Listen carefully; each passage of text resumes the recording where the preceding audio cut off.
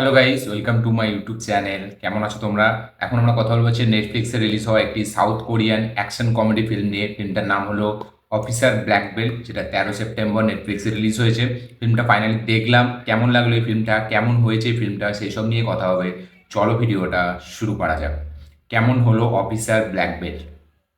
এই ফিল্মটা একটা action comedy film. ফিল্মের যদি প্লটটা সব থেকে প্রথমে আমি বলি, স্টোরিটা সেটা হচ্ছে যে এখানে একটা মার্শাল আর্ট ছেলে আছে, যে কিনা ব্ল্যাক বেল্ট মেডেল পাওয়া ছেলে।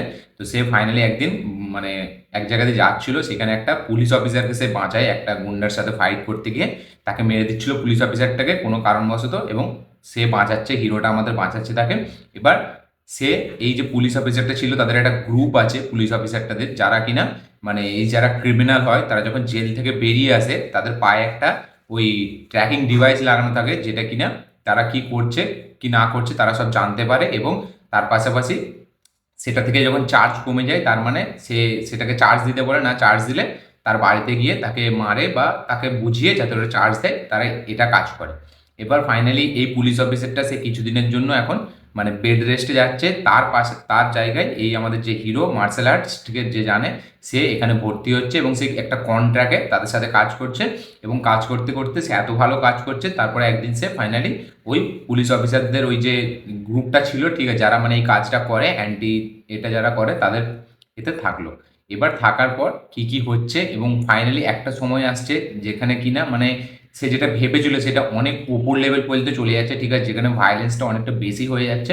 এবার সেটা তো আছে, তার পাশাপাশি এই সিনেমায় একটা ওই মানে একটা সোশ্যাল মেসেজ আছে, মানে মেয়েদের রেপ টেপ নিয়ে এইসব ব্যাপারে দেখিয়েছে, বাচ্চাদের চাইল্ড অ্যাবিউজিং এইসব দেখাচ্ছে। তো ফিল্মটা আমার আমি আমি যেরকম বলবো, আমার যেটা লেগেছে সেটা হচ্ছে, আমার একবার ওয়ান টাইম ওয়াচ কিন্তু খুব ভালো করে হয়, খুবই এন্টারটেনিং একটা ফিল্ম। ফিল্মটা যেভাবে স্টার্ট হয়, ঠিক আছে, স্ক্রিন প্লেটা যেরকমভাবে শুরু হয় এবং যেরকমভাবে শেষ হয়, ফিল্মটা কিন্তু শেষের দিকে আরও একটা হেভি ফিল্ম হয়ে যায়। এবং ফিল্মটা মানে একটা লাইট হার্টেড ফিল্ম, এমন নয় যে ফিল্মটা আপনাকে বিশাল কিছু অ্যাকশন দেখাচ্ছে, যেটা আমরা কোরিয়ান সিনেমায় আগে কোনোদিন দেখিনি।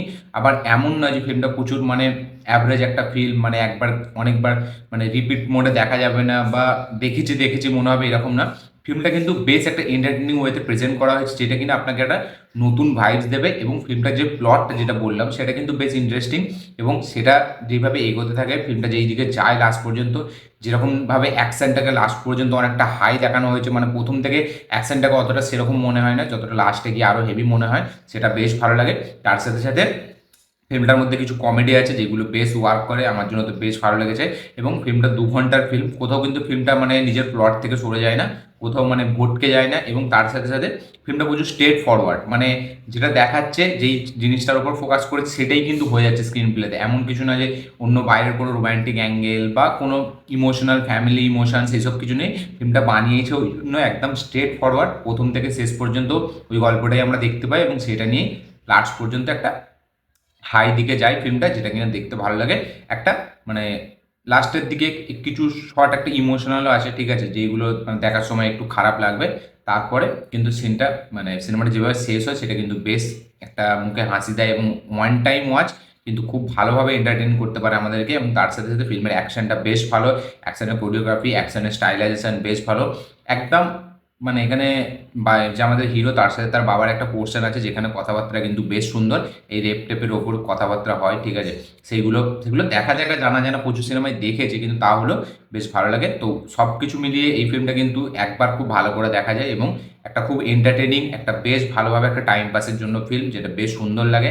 আমার বেশ ভালো লেগেছে, আপনারা চাইলে গিয়ে দেখতে পারেন। ফিল্মটার নাম হচ্ছে অফিসার ব্ল্যাক বেল্ট, নেটফ্লিক্সে অ্যাভেলেবেল আছে। আপনারা গিয়ে দেখুন, দেখে অবশ্যই কমেন্ট করবেন যে আপনাদের কীরকম লেগেছে। যারা এখনও দেখেননি তারা গিয়ে দেখুন, দেখে কমেন্ট করবেন যে আপনাদের কীরকম লেগেছে। যারা অলরেডি দেখে নিয়েছেন তারাও অবশ্যই কমেন্ট করবেন যে আপনাদের মানে দেখার কি এক্সপিরিয়েন্স ছিল, কেমন লেগেছে আপনাদের, সেটাও কমেন্টে জানাবেন। হ্যাঁ, এই ফিল্মে বাকি সাউথ কোরিয়ান ফিল্মে যেরকম একটু ইমোশন থাকে, সেই রকম লেভেলে ইমোশন নেই, যেটা আমরা কোরিয়ান সিনেমা থেকে বেশি এক্সপেক্ট করে থাকি। যেহেতু এটা অ্যাকশন কমেডি সিনেমা, তাই জন্য অ্যাকশনটাকে আর কমেডিটাকে ভালো করে ব্লেন্ড করেছে, যেটা কিনা বেশ ভালো লাগে। এবং এই যে স্টোরিটা যেটা দেখিয়ে, সেটা কিন্তু এমন না যে মানে আমরা কোনোদিন দেখিনি, এরকম না, এরকম প্লটের সিনেমা আমি অনেক দেখেছি, কিন্তু তাও এই সিনেমাটা কিন্তু একটা ফান টু ওয়াচ, দেখতে মজা লাগে।